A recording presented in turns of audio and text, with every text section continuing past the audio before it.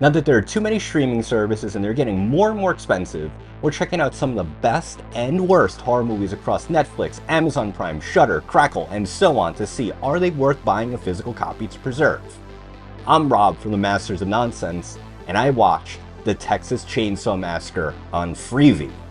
Is this movie worth streaming or owning? I'll cover this in the only way I know how, using wrestling lingo. The Gimmick. The Texas Chain Saw Massacre was released in 1974. The synopsis of the movie is, 5 friends head to rural Texas to visit the grave of a grandfather.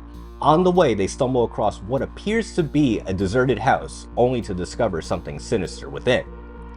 The movie is full of high spots and not a lot of hope spots. And just about the jump of the movie, we're trapped firmly in the grips of the Sawyer family, and there's seemingly no way out. Even at moments when you're expecting a reprieve, things get worse and worse and more gruesome. 3 minutes and we're out of here. I have a short attention span. With little time to spare, I make my initial judgment on a movie based on the first 3 minutes of the film. And the first 3 minutes of the Texas Chain Saw Massacre are as haunting, disturbing, and gruesome as you would anticipate a movie with this title. We start out with a scrolling text that details the true story of these events, which is not actually a true story. This is more borrowing from several true events to make this movie feel even more disturbing. Brilliant tactic because people do believe what they read.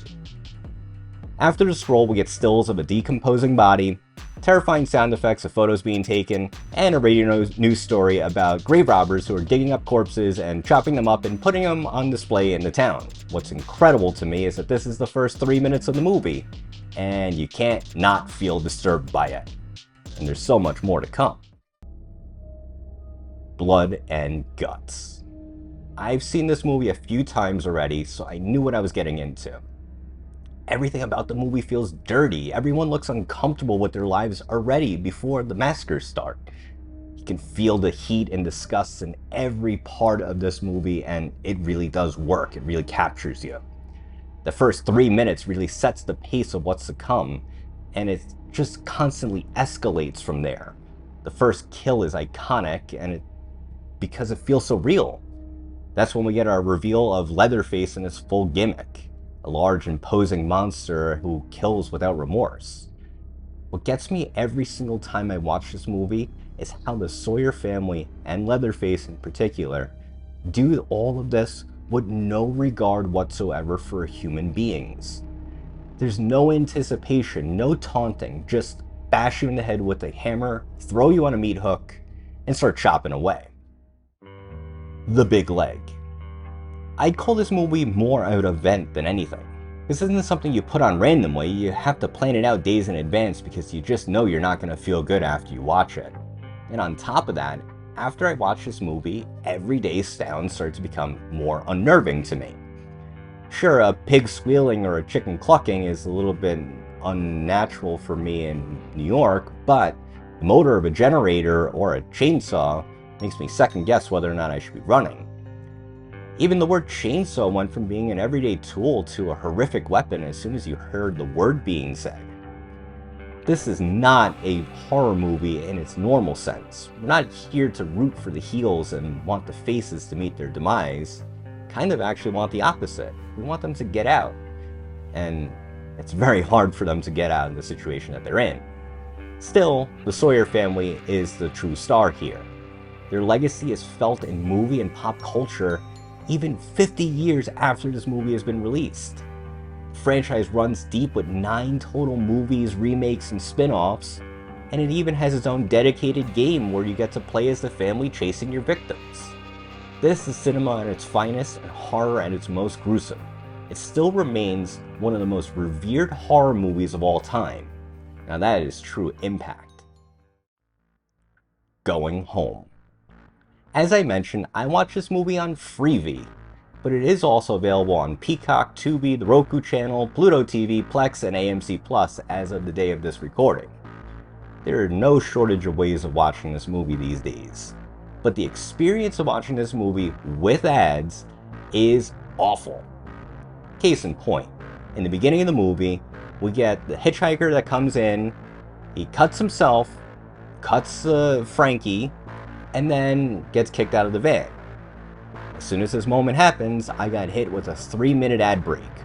Worst of all, the first ad that comes up is a very polished car commercial, which is good placement, I guess, given that we were just in a van, but you know, murders. So now, it really took me out of that viewing experience just because of that contrasting look. This is a very 1974 looking movie. It's got that grain to it, and then to go into a full-on 4K HD commercial just felt wrong to me. The viewing experience really wasn't great, but thankfully there are commercial-free ways of watching it, like I mentioned with Shudder and AMC Plus, but you know, let's go ahead and check out what the Blu-ray of this movie looks like. You get 4K UHD with Dolby Vision HDR, 4 different commentary tracks, a second disc that includes a bunch of featurettes, including a full-length documentary called The Legacy of the Texas Chain Saw Massacre, and a whole bunch of other features around the film, including outtakes, a blooper reel, I'd love to see that, trailers, and more. This is a fantastic collection. This gives a true fan of the movie a chance to really get as deep into this film as possible and learn all of its ins and outs. But the idea of streaming or owning this one is a little bit tough for me. Here's the thing. This is a phenomenal movie. I've seen it a few times. It still makes me feel uncomfortable every single time I watch it, and there's always a new moment that shocks me each watch. But this movie is so disturbing that it's not something I can actively seek out and say, hey, let me pass some time by putting the Texas Chain Saw in and watching it. So, I hate to say it, but this is a movie that, one, you absolutely have to watch as a horror fan or as a movie fan. There's a lot of things to enjoy here, even if you're not a big horror person, but it's impossible to watch if you cannot stomach horror. But to me, I would be perfectly content if this was the last time I ever saw the movie, even though it was that good. So between streaming or owning this one, I'm gonna have to give it to streaming. Let's call for the bell because now we have our decision. This movie did not take a spot on the official Masters of Nonsense movie shelf. Are you thinking about getting this movie? Do you think the decision should be overturned? Let us know by joining the discussion on our Threads page and all of our other social media available on the screen.